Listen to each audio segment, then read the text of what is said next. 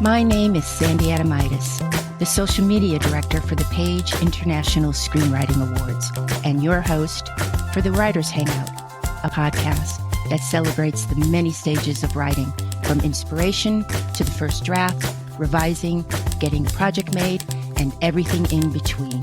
We'll talk to the best and the brightest in the entertainment industry and create a space where you can hang out, learn from the pros, and have fun. We are rolling. Hi, I'm Sandy Adomaitis. I'm Terry Sampson. Terry. Yep. How was your week? Pretty good. How about you? It was very good. I have things to talk to you about. Okay. First, My attitude? This is your peer review. But it's just a funny way you said that. It's not the first time I've heard that sound and thought, am I going to get yelled at? No. Not at all. You get A's across the board on your peer review. Now, I know this isn't a visual medium, but I will put a picture up. Terry, what are these all over the studio driveway? It's brown and prickly. Yeah, it's a burr. It's a burr all over the studio driveway. Every tree on this street, which is kind of an adorable street, don't you agree? It's a very adorable. For this particular part of the San Fernando Valley, which is really not really cute. It's very charming. It's kind of, yeah.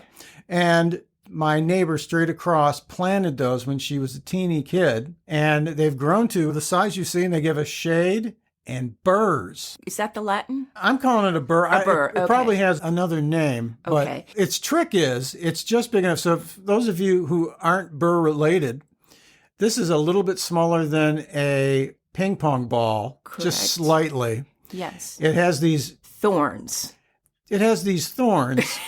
And the really interesting thing about it is it's so easy to not see it, step on it, and fall on your butt. Yeah, listen. Yeah. It's hard. It's a hard little burr. Okay. Terry, today we are going to talk about John Hughes. The great writer-director. John Hughes was born on February 18th, 1950 in Lansing, Michigan. Yeah, not far from me. When he was a teenager, Hughes moved with his family to Chicago, a city that would be settings for his most iconic films. He began his career in 1970 as an author of humorous essays and stories for National Lampoon magazine. He then went to Hollywood to write, produce, and sometimes direct some of the most successful comedy films of the 1980s. Terry, can you just tell us a handful of all the amazing films that John Hughes wrote? Yes, let's start with Mr. Mom, Michael Keaton, and Terry Garr, who were great in that. Then there's Vacation, which I was involved with a little bit. Absolutely. With Harold Ramis and Chevy Chase, Beverly D'Angelo, 16 Candles. Oh. Yeah. Oh. Let's go back to high school. Molly Ringwald, Anthony Michael Hall. Molly Ringwald begins, I think, this cool connection. He was John Hughes's muse. Yes. She also turns up in The Breakfast Club. John, of course, directed that. Emilio Estevez was in it. Judd Nelson, Molly Ringwald, of course, and Ali Sheedy. Pretty in Pink from 1986. Directed by Howard Deutsch, and he's married to Leah Thompson. Of course. Yes. Caroline in the City. She wasn't in this movie, but Molly Ringwald and John Cryer were. This one actually is a huge favorite of mine, Ferris Bueller's Day Off. Gee, I love that movie. Such a good movie. Yeah. Such a beautiful car, too. Twist and shout. Yeah. Planes, Trains, and Automobile, one of the funniest movies ever. So funny. She's Having a Baby from 1988. By the way, one of my favorite films. It's a guilty pleasure of mine. I love that film so much. You're going to mention Kevin Bacon and Elizabeth McGovern and Alec Baldwin are in it. In that film is the song by Kate Bush, A Woman's Work. I cannot listen to that song without bawling my eyes out. Kids, watch this movie this weekend. It's a good. And so is Home Alone from 1990. Huge movie. Huge. They don't make them bigger. And that's just to name a few. John Hughes got married when he was 20 years old. He married Nancy Ludwig, whom he met in high school. Together, they had 2 children, John and James. both born in 1979. So I'm going to go out on a limb and say that they're twins. On August 5th, 2009, Hughes and his wife traveled to New York City to visit their son, James, and their new grandson. James said his father was in good health and in good spirits that night, and the family had made plans the next day. But on August 6th in the morning, Hughes was taking a walk close to his hotel on West 55th Street in Manhattan, and he suffered a heart attack. What? He was rushed to Roosevelt Hospital. I said Roosevelt. Is Could it be Roosevelt? I think back east, I learned Roosevelt. By the time you get to Michigan, it's Roosevelt. Okay. I don't know what happens in, say, Pennsylvania, something. I'm laughing at this sad moment. He was rushed to a Roosevelt Hospital where he was pronounced dead at age 59. So I'm going to take a pause here because I'm going to make I think, an important statement. And that is, if you watch streaming, and who doesn't? Everybody has watched them. You'll see a description after the title as you're looking through, what am I going to watch? And they throw the term comedy out as if it's a bastard dog. I am telling you, they are not funny. Half of them they have like one joke in it and it looks like a mistake. And that's it. I'm very upset about it. And I say this because this guy made funny movies. Yes. They're funny. He made funny movies in the 80s. They're great. 100%. Yeah. And it's hard to write comedy. Honestly, people underestimate it, especially that guy. He was a wonderful, very talented guy, and my heart goes out to his family. One of the many things that Hughes left behind, besides his films, are quotes. So I want to go through a couple of John Hughes quotes, 4 of them here, and discuss. May I read them? Yes. Okay, here's the first one. I don't think of kids as a lower form of the human species. John Hughes wrote some of the best kid characters. He let his teens and kids have all the elements of childhood wonder, but he treated them with respect. He created a point of view from the kids that nobody really matches. And especially like when I think about Home Alone, we got to inside the brain of that little kid as he was going through what should have been an enormous moment of being left behind. Right. But it was funny and warm and kind of emancipating in a way. It was so wonderful. You were never, as an audience, he so brilliantly laid it out that you weren't like, oh no, that little boy's at home alone. I can't watch this movie. Right. That's child abuse. If you haven't ever seen it, watch it. You'll love it. That's one of the things about that. That made a big effect on me in that there are presentational things you can do to make something which is, really scary into something that's just part of the story. Yes. In the way it's layered and the way that it's approached. And Kevin, I could be wrong. I think he was 8 in the movie. And that 8-year-old, you got to see his medal. Yeah.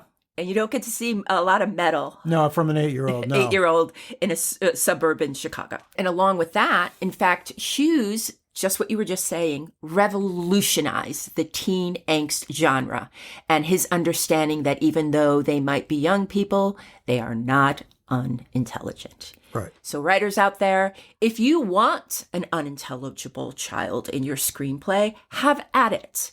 But this is a great way to look at young people in your script. It's a bigger story. Exactly. 2, things don't always go right for me, says John, and you get kind of used to it. And you can either get incredibly depressed about it or you can laugh at it, find humor in it. Terry, would you agree comedy is best when it's rooted in truth and honesty about life? That's what makes it funny, really. That's the comedy I love. Yeah. There's pratfalls and there's scatological humor and there's outrageous. I love comedy that comes from the character. Absolutely. This quote emphasizes the importance of handling rejection and failure during one's screenwriting journey. No one gets out alive or escapes it. When things repeatedly go wrong, you can either despair or laugh and move on. Number 3, the quote, number 3. I happen to go for the simplest, most ordinary things. The extraordinary doesn't interest me. I'm not interested in psychotics. I'm interested in the person you don't expect to have a story. I like every man. Very interesting, don't you think? Yeah. I think the word that I try to stay away from is wacky. I just don't ever go in a wacky direction. And if you are that type of writer, if that is the type of writer you are, you can be a Charlie Kaufman Right. and write Being John Malkovich, or you can be John Hughes and write She's Having a Baby. Right. And you and I happen to be in the John Hughes based in reality. Comedy comes from the truth of the character. Right. What's number 4, Terry? Number 4, life is not always funny. Life is not always tragic. And to portray it realistically, it's got to have a mix of both. When a screenplay blends drama and humor, it reflects real life. And when writing a screenplay, imitating life will create a more relatable story for the audience, causing them to empathize with the character. Right. I learned at a very young age, I used to be able to make my mom laugh pretty regularly. That is so sweet. And it always was based on the idea that before she could get rid of a laugh, I would have to put something in there to start another one. And I'd keep at that for a certain point, but I did know that it had to end. I couldn't keep going. I'm going to fail, for one thing, right? Because she's at, a minute 13 and she hasn't had a break yet. I got to give her a break. Yes. Because at some point she's going to go, I can't keep going on with this. We got to give the kid up for adoption. I got to get some work done. There must be a place for him somewhere. I think that's really well said. It's a mixture of things. Fraser did this beautifully. There was a scene where he was in a coffee shop, and I think he made a dramatic speech, and he had to storm out, but then he left his keys on the counter in the diner, so you had to see him kind of like crawl back in. He tried not to be seen. Exactly, like, you're never going to see me in this horrible place again. Adieu. And then he had to sneak back in. Yeah. Okay. Good example.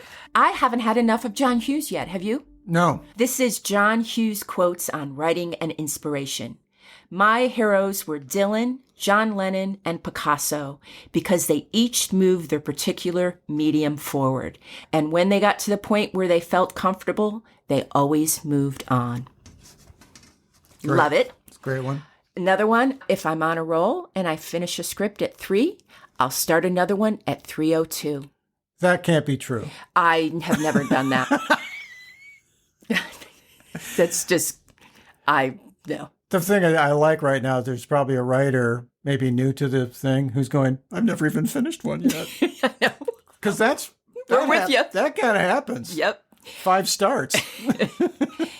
Art goes a long way towards getting you through loneliness because you've always got your art to fall back on, and it builds a certain amount of self-reliance.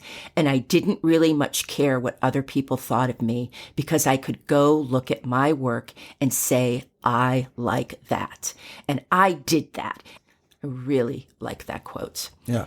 This is on directing and filmmaking. I borrow liberally from the past and the present. All this stuff, I've been witness to it firsthand, or I've either gone through it or I've seen someone else go through it. What do they say? Borrow from the best, just make it your own. Right. This is the last quote, and it's on storytelling. I think any good comedy has to have a variety of styles. You don't want to just keep hitting the same notes with jokes. I like you to smile, to laugh. I'd like you to chuckle.